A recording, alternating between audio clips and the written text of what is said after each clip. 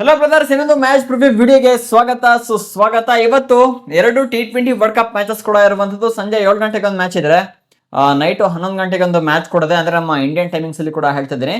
ಹಾಗಾಗಿ ಒಂದು ಮ್ಯಾಚ್ ಅನ್ನ ಕವರ್ ಕೂಡ ಮಾಡ್ತೀನಿ, ಇನ್ನೊಂದು ಮ್ಯಾಚ್ ನ ಮ್ಯಾಚ್ ಪ್ರಿಡಿಕ್ಷನ್ ಹಾಗೆ ಪ್ರೊವೈಡ್ ಕೂಡ ಮಾಡ್ತೀನಿ. ಹಾಗಾಗಿ ಇವತ್ತಿನ ವಿಡಿಯೋದಲ್ಲಿ ಅಂದ್ರೆ 7ನೇ ಮ್ಯಾಚ್ ಇದೆಯಲ್ಲ ಅದನ್ನ ಕವರ್ ಕೂಡ ಮಾಡ್ತೀನಿ.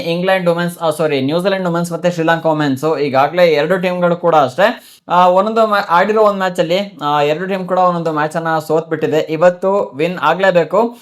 ನೋಡೋಣ ಯಾರು ವಿನ್ ಆಗ್ತಾರೆ ಏನು ಅಂತ ಒಂದೊಂದಾಗಿ ಅನಾಲಿಸಿಸ್ ಮಾಡ್ತಾ ಕೂಡ ಹೋಗೋಣ. ಪಿಚ್ ರಿಪೋರ್ಟ್ ಯಾವ ತರ ಇದೆ, ಪ್ಲೇಯರ್ ಕಂಡೀಷನ್ ಅಂದ್ರೆ ಯಾರು ಆಡ್ಬೋದು, ಯಾರು ಫ್ಲಾಪ್ ಆಗ್ಬೋದು, ಅದಾದ್ಮೇಲೆ ಕೊನೆಯದಾಗಿ ಮ್ಯಾಚ್ ವಿನ್ನರ್ ಯಾರಾಗ್ಬೋದು ಒಂದೊಂದಾಗಿ ನೋಡ್ತಾ ಹೋಗೋಣ. ವಿಡಿಯೋ ಲಾಸ್ಟ್ ತನಕ ನೋಡಿ. ಚಾನಲ್ ಸಬ್ಸ್ಕ್ರೈಬ್ ಮಾಡದೆ ವಿಡಿಯೋ ನೋಡ್ತಿದ್ದೀರಾ ಅಂದ್ರೆ ಬೇಗ ಸಬ್ಸ್ಕ್ರೈಬ್ ಮಾಡಿ, ನೋಟಿಫಿಕೇಶನ್ ಆಲ್ ಮಾಡ್ಕೊಳ್ಳಿ. ವಿಡಿಯೋಗೆ ಲೈಕ್ ಮಾಡಿಲ್ಲ ಅಂದ್ರೆ ಹಾಕಿ ಒಂದು ಲೈಕ್ ಅನ್ನ, ದಯವಿಟ್ಟು ಒಂದು ಸಬ್ಸ್ಕ್ರೈಬ್ ಮಾಡಿ. ಲೈಕ್ ಅನ್ನ ಮಾಡೋದ್ರಿಂದ ಇದೇ ರೀತಿ ಹೆಚ್ಚಿನ ವಿಡಿಯೋಗಳನ್ನ ಕ್ರಿಯೇಟ್ ಮಾಡ್ಕೊಂಡು ಮೋಟಿವೇಟ್ ಕೂಡ ಸಿಗುತ್ತೆ ನಿಮ್ ಕಡೆಯಿಂದ.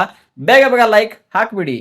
ಇವತ್ತಿನ ಈ ಮ್ಯಾಚ್ ನಡೀತಿರೋದೆ ಅಂದ್ರೆ ನ್ಯೂಜಿಲೆಂಡ್ ಮತ್ತೆ ಶ್ರೀಲಂಕಾ ಸಂಜೆ ಮ್ಯಾಚ್ 7 ಗಂಟೆ ಮ್ಯಾಚ್ ನಡೀತಿರೋದೆ. ಸೌತಾಂಪ್ಟನ್ ಸ್ಟೇಡಿಯಂ ಅಲ್ಲಿ ಮ್ಯಾಚ್ ಕೂಡ ನಡೀತಿದೆ. ಪಿಚ್ ರಿಪೋರ್ಟ್ ಯಾವ ತರ ಅಂದ್ರೆ ಒಂಥರ ಸ್ಲೋ ಪಿಚ್ ಆಗಿರೋದ್ರಿಂದ ಬ್ಯಾಟಿಂಗ್ ಫ್ರೆಂಡ್ಲಿ ಪಿಚ್ ಕೂಡ ಆಗಿದೆ. ಮತ್ತೆ ಈ ಪಿಚ್ ಅಲ್ಲಿ ಯಾವುದೇ ಕ್ಯಾಪ್ಟನ್ ಟಾಸ್ ಅನ್ನ ವಿನ್ ಆದ್ರೂ ಕೂಡ ಅಷ್ಟೇ ಬ್ಯಾಟಿಂಗ್ ಫಸ್ಟ್ ಅನ್ನ ಮಾಡಕ್ಕೆ ಇಷ್ಟ ಕೂಡ ಪಡ್ತಾರೆ. ಅಂದ್ರೆ ಸ್ಟಾರ್ಟಿಂಗ್ ಫಸ್ಟ್ ಇನ್ನಿಂಗ್ಸ್ ಅಲ್ಲಿ ಒಳ್ಳೆ ಸ್ಕೋರ್ ಅನ್ನ ಕಲೆ ಹಾಕ್ಬಿಟ್ರು ಅಂದ್ರೆ ಸೆಕೆಂಡ್ ಇನ್ನಿಂಗ್ಸ್ ಅಲ್ಲಿ ಸ್ವಲ್ಪ ಈಸಿ ಕಂಟ್ರೋಲ್ ನ ಕೂಡ ಮಾಡ್ಕೊಬಹುದು. ಮತ್ತೆ ಇದುವರೆಗೂ ಈ ಪಿಚ್ ಅಲ್ಲಿ ಯಾರ್ಯಾರು ಟಾಸ್ ಅನ್ನ ವಿನ್ ಆಗಿದ್ರೆ ಆಲ್ಮೋಸ್ಟ್ ಬ್ಯಾಟಿಂಗ್ ಫಸ್ಟ್ ಅನ್ನ ಮಾಡಕ್ಕೆ ಇಷ್ಟ ಕೂಡ ಪಟ್ಟಿದ್ದಾರೆ. ಅದು ಆಲ್ಮೋಸ್ಟ್ ಇಲ್ಲಿ ಚೇಸಿಂಗ್ ಮಾಡೋಕ್ಕಿಂತ ಬ್ಯಾಟಿಂಗ್ ಫಸ್ಟ್ ಮಾಡಿರೋ ಇಲ್ಲಿ ವಿನ್ ಕೂಡ ಆಗಿದ್ರೆ. ಹಾಗಾಗಿ ಇವತ್ತು ಕೂಡ ಅಷ್ಟೇ ಯಾರೇ ಟಾಸ್ ಅನ್ನ ವಿನ್ ಆದ್ರೂ ಕೂಡ ಬ್ಯಾಟಿಂಗ್ ಫಸ್ಟ್ ಅನ್ನ ಕೂಡ ಸೆಲೆಕ್ಟ್ ಮಾಡ್ಕೊಳ್ಳೋ ಚಾನ್ಸಸ್ ಕೂಡ ಜಾಸ್ತಿ ಇರುತ್ತೆ. ಅದಾದ್ಮೇಲೆ ಅಲ್ಲಿ ಮ್ಯಾಚ್ 2:30 ನಡೆಯೋದ್ರಿಂದ ಹಾಗಾಗಿ ಮಧ್ಯಾಹ್ನ ಪಿಚ್ ಸ್ವಲ್ಪ ಡ್ರೈ ಕೂಡ ಇರುತ್ತೆ. ಬ್ಯಾಟಿಂಗ್ ಫ್ರೆಂಡ್ಲಿ ಆದ್ರೆ ಬ್ಯಾಟಿಂಗ್ ಸ್ವಲ್ಪ ಹೆಲ್ಪ್ ಕೊಡೋದ್ರಿಂದ ಆಲ್ಮೋಸ್ಟ್ ಬ್ಯಾಟಿಂಗ್ ಅನ್ನ ಕೂಡ ಸೆಲೆಕ್ಟ್ ಮಾಡ್ಕೊಳ್ತಾರೆ. ಇಲ್ಲಿ ಕಂಪೇರ್ ಟು ಸ್ಪಿನ್ನರ್ಸ್, ಪೇಸರ್ಸ್ ಗೆ ಜಾಸ್ತಿ ಅಡ್ವಾಂಟೇಜ್ ಕೂಡ ಸಿಗುತ್ತೆ ಸ್ಟಾರ್ಟಿಂಗ್ ಫಸ್ಟ್ ಇನ್ನಿಂಗ್ಸ್ ಅಲ್ಲೆಲ್ಲ.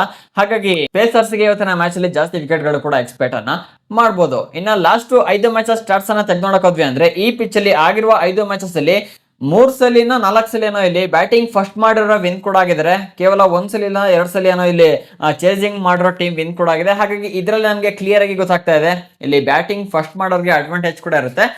ಏನಿಲ್ಲ ಅಂದ್ರೂ ಕೂಡ ಅಷ್ಟೇ ಫಸ್ಟ್ ಇನ್ನಿಂಗ್ಸ್ ಅಲ್ಲಿ ಇನ್ನೇನು ವುಮೆನ್ಸ್ ಮ್ಯಾಚ್ ಗೊತ್ತಲ್ಲ, 150 160 ಆ ಲೆವೆಲ್ ಅಲ್ಲಿ ಫಸ್ಟ್ ಇನ್ನಿಂಗ್ಸ್ ಅಲ್ಲಿ ಕೊಟ್ಬಿಟ್ರು ಅಂದ್ರೆ ಸೆಕೆಂಡ್ ಇನ್ನಿಂಗ್ಸ್ ಅಲ್ಲಿ ಆರಾಮಾಗಿ ಇಲ್ಲಿ ಕಂಟ್ರೋಲ್ ನ ಮಾಡ್ಕೋಬಹುದು. ಇನ್ನ ಎರಡು ಟೀಮ್ ನ ಹೆಡ್ ಟು ಹೆಡ್ ನೋಡಕ್ ಹೋದ್ವಿ ಅಂದ್ರೆ ಇದುವರೆಗೂ ಎರಡು ಟೀಮ್ ನಡುವೆ ಸುಮಾರು 17 ಮ್ಯಾಚಸ್ ಕೂಡ ಆಗಿದೆ. 17 ಮ್ಯಾಚಸ್ ಅಲ್ಲಿ 14 ಮ್ಯಾಚ್ ಅಲ್ಲಿ ನ್ಯೂಜಿಲೆಂಡ್ ಟೀಮ್ ಅವ್ರ ಅಂದ್ರೆ ನ್ಯೂಜಿಲೆಂಡ್ ವುಮೆನ್ಸ್ ವಿನ್ ಆಗಿದ್ರೆ, ಮತ್ತೆ ಕೇವಲ 2 ಸಲ ಅಷ್ಟೇ ಇಲ್ಲಿ ಶ್ರೀಲಂಕಾ ವುಮೆನ್ಸ್ ವಿನ್ ಕೂಡ ಆಗಿದ್ರೆ, ಮತ್ತೆ 1 ಸಲ ಯಾವುದೇ ರೀತಿಯ ರಿಸಲ್ಟ್ ಕೂಡ ಇಲ್ಲ. ಐ ಥಿಂಕ್ ಮಳೆ ಬಂದು ಮ್ಯಾಚ್ ರದ್ದು ಕೂಡ ಆಗಿರ್ಬೇಕು. ಹಾಗಾಗಿ ಮ್ಯಾಚ್ ಸ್ಟಾಪ್ ಕೂಡ ಆಗಿದೆ. ಇನ್ನ T20 ಫಾರ್ಮೆಟ್ ನ ತೆಗೆದುಕೊಳ್ಳೋಕೆ ಹೋದ್ವಿ ಅಂದ್ರೆ ಎರಡು ಟೀಮ್ ಅಲ್ಲಿ 7 ಮ್ಯಾಚಸ್ ಕೂಡ ಆಡಿದೆ ಹೆಡ್ ಟು ಹೆಡ್. ಅದರಲ್ಲಿ 7ಕ್ಕೆ 7 ಮ್ಯಾಚ್ ಕೂಡ ಇಲ್ಲಿ ನ್ಯೂಜಿಲೆಂಡ್ ವಿನ್ ಕೂಡ ಆಗಿದೆ.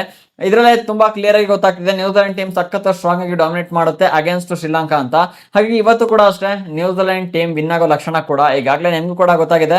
ನಂಗೂ ಕೂಡ ನನ್ನ ಪ್ರಿಡಿಕ್ಷನ್ ಕೂಡ ಇವತ್ತು ಅದೇ ಇರುತ್ತೆ. ಇನ್ನ ಈ ಪಿಚ್ ಅಲ್ಲಿ ಎರಡು ಟೀಮ್ ಕೂಡ ಇದೇ ಫಸ್ಟ್ ಆಡ್ತಾ ಇರೋದು. ಹಾಗಾಗಿ ಈ ಪಿಚ್ ಅಲ್ಲಿ ಯಾವುದೇ ರೀತಿಯ ಸ್ಟಾಟ್ಸ್ ಕೂಡ ನೋಡಕ್ ಸಿಗಿಲ್ಲ. ಇದೇ ಫಸ್ಟ್ ಟೈಮ್ ಆಡ್ತಾ ಇರೋದ್ರಿಂದ ನೋಡೋಣ ಈ ಪಿಚ್ ಅಲ್ಲಿ ಯಾರಿಗೆ ಜಾಸ್ತಿ ಅಡ್ವಾಂಟೇಜ್ ಸಿಗುತ್ತೆ ಅಂತ. In case Sri Lanka women's toss ಅನ್ನ ವಿನ್ ಆಗ್ಬಿಟ್ಟು ಫಸ್ಟ್ ಬ್ಯಾಟಿಂಗ್ ನ ಮಾಡಿ ಏನೇನಂದ್ರೂ ಕೂಡ 170 180 ಕೊಟ್ರು, ಆದ್ರೂ ಕೂಡ ಕಂಟ್ರೋಲ್ ಮಾಡ್ಕೊಳ್ಳೋದು ಕಷ್ಟ. ನ್ಯೂಜಿಲೆಂಡ್ ವುಮೆನ್ಸ್ ಯಾವ ತರ ಇದಾರೆ ನೀವೇ ನೋಡಿದ್ರ, ಅಷ್ಟು ಬ್ಯಾಟಿಂಗ್ ಡೆಪ್ತ್ ಕೂಡ ಇದೆ. ಅದಾದ್ಮೇಲೆ ಒಳ್ಳೆ ಬ್ಯಾಟ್ಸ್ಮನ್ಸ್ ಗಳು ಕೂಡ ಇದಾರೆ ಅಲ್ಲೂ ಕೂಡ. ನೋಡ್ಬೇಕು ಯಾವ ತರ ಕಂಟ್ರೋಲ್ ಮಾಡ್ಕೊಳ್ತಾರೆ ಏನು ಅಂತ. ಮತ್ತೆ ನಾವು ಶ್ರೀಲಂಕಾನ ಅಷ್ಟು ಈಸಿಯಾಗಿ ಕೂಡ ತಗೊಳಂಗಿಲ್ಲ. ರೀಸೆಂಟ್ ಆಗಿ ಒಂದು ಮ್ಯಾಚ್ ಕೂಡ ಆಗಿತ್ತು ಇಂಗ್ಲೆಂಡ್ ಅಲ್ಲಿ. ಇಂಗ್ಲೆಂಡ್ ಟೀಮ್ ಅನ್ನ ಅದನ್ನು ಸೋಲ್ಸಿತ್ತು ಶ್ರೀಲಂಕಾ ಟೀಮು, ಯಾರ್ದು ಚಮರಿ ಅತ್ತಪತ್ತು ಕ್ಯಾಪ್ಟನ್ಸಿಲಿ. ಹಾಗಾಗಿ ಅಷ್ಟು ಈಸಿಯಾಗಿ ತಗೊಳಂಗಿಲ್ಲ. ಒಂದ್ ಸೈಡ್ ಮ್ಯಾಚ್ ಆಗೋಗುತ್ತೆ ಅಂತ ಅನ್ಕೊಳಂಗೆ ಇಲ್ಲ. ಕ್ರಿಕೆಟ್ ಅಲ್ಲಿ ಏನ್ ಬೇಕಾರಾಗ್ಬೋದು. ಹಾಗಾಗಿ ಈ ಕಡೆ ಶ್ರೀಲಂಕಾ ಕೂಡ ಅದೇ ರೀತಿ ಒಂದು ಫೈಟ್ ಅನ್ನ ಕೂಡ ಕೊಡ್ಬೋದು. ಮತ್ತೆ ನ್ಯೂಜಿಲೆಂಡ್ ಕೂಡ ಅಷ್ಟೇ, ಎರಡು ಟೀಮಿಗೆ ಕೂಡ ಅಷ್ಟೇ ಇವತ್ತು ವಿನ್ ಆಗ್ಲೇಬೇಕಾದ ಒಂದು ಸಿಚುವೇಶನ್. ನೋಡೋಣ ಯಾರಿಗೆ ಈ ಒಂದು ಪಟ್ಟ ಒಲಿಯುತ್ತೆ ಇವತ್ತು ಅಂತ. ಇನ್ನು ಎರಡು ಟೀಮ್ ನ ಪ್ರೊಬಬಲ್ 11 ಕಡೆ ಬಂದ್ವಿ ಅಂದ್ರೆ ಎರಡು ಟೀಮ್ ಅಲ್ಲಿ ಕೂಡ ಅಷ್ಟೇ ಏನೋ ಚೇಂಜಸ್ ಕೂಡ ಆಗಲ್ಲ ಅಂತ ಅನ್ಕೊಳ್ತೀನಿ. ಆದ್ರೆ 1-2 ಚೇಂಜಸ್ ಮಾಡ್ಕೊಬಹುದು. ಏನಕ್ಕೆ ಅಂದ್ರೆ ಲಾಸ್ಟ್ ಮ್ಯಾಚ್ ಎರಡು ಟೀಮ್ಗಳು ಇಲ್ಲಿ ಲಾಸ್ ಆಗಿರೋದ್ರಿಂದ ಏನಾದ್ರೂ ಚೇಂಜಸ್ ಮಾಡ್ಕೊಬಹುದು. ಇಲ್ಲ ಅಂದ್ರೆ ಅದೇ ಟೀಮ್ ಅಲ್ಲೇ ಕಂಟಿನ್ಯೂ ಕೂಡ ಆಗ್ಬೋದು. ಆಫ್ಟರ್ ಟಾಸ್ ನಿಮಗೆ ಅಪ್ಡೇಟ್ ಸಿಕ್ಬಿಡುತ್ತೆ. ಇನ್ನ ಇವತ್ತಿನ ಮ್ಯಾಚ್ ಅಲ್ಲಿ ಯಾವ ಪ್ಲೇಯರ್ ಚೆನ್ನಾಗಿ ಆಡ್ಬೋದು ಅಂತ ನನಗೆ ಅನಿಸ್ತಿದೆ ಅಂದ್ರೆ ಅಮೆಲಿಯಾ ಕೇರ್. ಈಗಾಗಲೇ ಒಂದು ಮ್ಯಾಚ್ ಅಲ್ಲಿ ಫ್ಲಾಪ್ ಕೂಡ ಆಗಿದ್ರೆ, ಆದ್ರೆ 3ನೇ ಪ್ಲೇಸ್ ಅಲ್ಲಿ ಕೂಡ ಬರ್ತಾರೆ ಬ್ಯಾಟಿಂಗ್ ಆಡಕ್ಕೆ. ಮತ್ತೆ ಬೌಲಿಂಗ್ ಸಿಕ್ಕು ಅಂದ್ರೆ ಅದರಲ್ಲೂ ಕೂಡ ಹೆಲ್ಪ್ ಅನ್ನ ಕೂಡ ಮಾಡಿ ಕೊಡ್ತಾರೆ. ಮತ್ತೆ ಆಲ್ರೌಂಡರ್ ಕೂಡ ಆಗಿದ್ದಾರೆ. ಹಾಗಾಗಿ ರೀಸೆಂಟ್ ಆಗಿ ವಾರ್ಮ್ ಅಪ್ ಮ್ಯಾಚ್ ಅಲ್ಲಿ ಒಂದು ಒಳ್ಳೆ ರನ್ ಕೂಡ ಕಲೆ ಹಾಕಿದ್ರು ಸೌತ್ ಆಫ್ರಿಕಾ ವುಮೆನ್ಸ್ ಅಗೇನ್ಸ್ಟ್. ಸುಮಾರು 61 ರನ್ ಕೂಡ ಹೊಡೆದ್ರು. ಹಾಗಾಗಿ ಇವತ್ತಿನ ಮ್ಯಾಚ್ ಅಲ್ಲಿ ಅಮಿಲಿಯಾ ಕೇರ್ ಕೂಡ ಮಿಂಚ್ಬೋದು. ಅದಾದ್ಮೇಲೆ ಚಮರಿ ಅಥಪತ್ತು ಶ್ರೀಲಂಕಾ ವುಮೆನ್ ಕ್ಯಾಪ್ಟನ್ ಕೂಡ ಆಗಿದ್ರೆ ಇವರು ಇವತ್ತಿನ ಮ್ಯಾಚ್ ಅಲ್ಲಿ ಮಿಂಚೋ ಸಾಧ್ಯತೆ ಕೂಡ ಜಾಸ್ತಿ ಇರುತ್ತೆ. ಅದಾದ್ಮೇಲೆ ಯಾರು ಹೈಯೆಸ್ಟ್ ವಿಕೆಟ್ ಟೇಕರ್ ಆಗ್ಬೋದು ಅಂದ್ರೆ ಜಸ್ ಕೇರ್ ಇವತ್ತಿನ ಮ್ಯಾಚ್ ಅಲ್ಲಿ ಹೈಯೆಸ್ಟ್ ವಿಕೆಟ್ ಟೇಕರ್ ಕೂಡ ಆಗ್ಬೋದು. ಅದಾದ್ಮೇಲೆ ರೀಸೆಂಟ್ ಆಗಿ ಇದೇ ಪಿಚ್ ಅಲ್ಲಿ ವೆಸ್ಟ್ ಇಂಡೀಸ್ ಅಗೇನ್ಸ್ಟ್ ಮ್ಯಾಚ್ ಕೂಡ ಆಗಿತ್ತು. ಅವಾಗ ಸುಮಾರು 2 ವಿಕೆಟ್ ಅನ್ನ ಕೂಡ ತಗೊಂಡಿದ್ರು. ಹಾಗಾಗಿ ಈ ಪಿಚ್ ಅಲ್ಲಿ ಒಂದು ಸಲ ಆಡಿರೋ ಅನುಭವ ಕೂಡ ಇದೆ ಅವರಿಗೆ. ನೋಡಿ ಇವತ್ತು ಯಾವ ತರ ವಿಕೆಟ್ ಅನ್ನ ತೆಗಿತಾರೆ ಏನು ಅಂತ. ಅದಾದ್ಮೇಲೆ ಕವಿಶಾ ದಿಲ್ಹಾರಿ ಶ್ರೀಲಂಕಾ ಕಡೆಯಿಂದ ಟಾಪ್ ಸ್ಪಿನ್ನರ್ ಕೂಡ ಆಗಿದ್ದಾರೆ. ಇವರಿಗೆ ಇವತ್ತಿನ ಮ್ಯಾಚ್ ಅಲ್ಲಿ ವಿಕೆಟ್ ಗಳು ಕೂಡ ಬೀಳ್ಬೋದು. ಇನ್ನ ಮ್ಯಾಚ್ ಪ್ರಿಡಿಕ್ಷನ್ ಕಡೆ ಬಂದ್ವಿ ಅಂದ್ರೆ ಇವತ್ತಿನ ಮ್ಯಾಚ್ ಅಲ್ಲಿ ನ್ಯೂಜಿಲೆಂಡ್ ವಿನ್ ಆಗ್ಬೋದು ಅಂತ ನನಗೆ ಅನಿಸಿದೆ. ಆದ್ರೂ ಕೂಡ ಅಷ್ಟು ಈಸಿಯಾಗಿ ತಗೊಳಂಗಿಲ್ಲ. ಎರಡು ಟೀಮಿಗೆ ಕೂಡ ಇವತ್ತು ವಿನ್ ಆಗ್ಲೇಬೇಕಾಗಿರೋ ಒಂದು ಸಿಚುವೇಶನ್ ಕೂಡ ಬಿಲ್ಡ್ ಆಗಿದೆ. ನೋಡೋಣ ಯಾರಿಗೆ ಇವತ್ತು ಈ ಒಂದು ವಿನ್ನಿಂಗ್ ಮೂಮೆಂಟ್ ಒಲಿಯುತ್ತೆ ಅಂತ. ಇನ್ನ ಎರಡನೇ ಮ್ಯಾಚ್ ಕಡೆ ಬಂದ್ವಿ ಅಂದ್ರೆ ಸಂಜೆ 11 ಗಂಟೆಗೆ ಇನ್ನೊಂದು ಮ್ಯಾಚ್ ಕೂಡ ಇದೆ, ಇಂಗ್ಲೆಂಡ್ ವುಮೆನ್ಸ್ ಮತ್ತೆ ಐರ್ಲೆಂಡ್ ವುಮೆನ್ಸ್. ಇದರಲ್ಲಿ ಕ್ಲಿಯರ್ ಆಗಿ ಹೇಳ್ಬೋದು ಇಂಗ್ಲೆಂಡ್ ವುಮೆನ್ಸ್ ಇವತ್ತಿನ ಮ್ಯಾಚ್ ಅಲ್ಲಿ ವಿನ್ ಕೂಡ ಆಗ್ತಾರ ಅಂತ. ನೋಡೋಣ ಹೇಗ್ ಆಡ್ತಾರೆ ಏನು ಅಂತ. ಮತ್ತೆ ಐರ್ಲೆಂಡ್ ವುಮೆನ್ಸ್ ಅಷ್ಟು ಹೇಳ್ಕೊಳ್ಳೋ ಸ್ಟ್ರಾಂಗ್ ಕೂಡ ಇಲ್ಲ.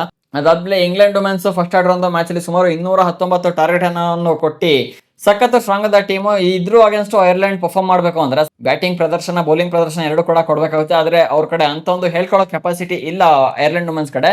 ಹಾಗಾಗಿ ಇವತ್ತು ಇಂಗ್ಲೆಂಡ್ ವುಮೆನ್ಸ್ ಮತ್ತೆ ಐರ್ಲೆಂಡ್ ವುಮೆನ್ಸ್ ಮ್ಯಾಚ್ ಅಲ್ಲಿ ಒಂದ್ ಸೈಡ್ ಮ್ಯಾಚ್ ಕೂಡ ಆಗೋಗುತ್ತೆ ನೈಟ್ ಮ್ಯಾಚ್ ಅಲ್ಲಿ. ನೋಡೋಣ ಹೇಗಾಗುತ್ತೆ ಏನೇನಾಗುತ್ತೆ ಅಂತ. ಸೊ ಈ ಒಂದು ವಿಡಿಯೋ ಇಷ್ಟ ಆಯ್ತು ಅಂದ್ರೆ ಹಾಕಿ ಒಂದು ಲೈಕನ್ನ. ಇದೇ ರೀತಿ ಹೆಚ್ಚಿನ ಕ್ರಿಕೆಟ್ ಕಂಟೆಂಟ್ಗೆ ಚಾನಲ್ಗೆ ಸಬ್ಸ್ಕ್ರೈಬ್ ಮಾಡ್ಕೊಳ್ಳಿ. ಸಿಗೋಣ ಒಂದು ಫ್ರೆಶ್ ಕಂಟೆಂಟ್ ಜೊತೆಗೆ. ವಿಡಿಯೋ ನೋಡೋದಕ್ಕೆ ಧನ್ಯವಾದಗಳು. ಜೈ ಹಿಂದ್ ಅಂತ ಮಾತಾಡೋಣ.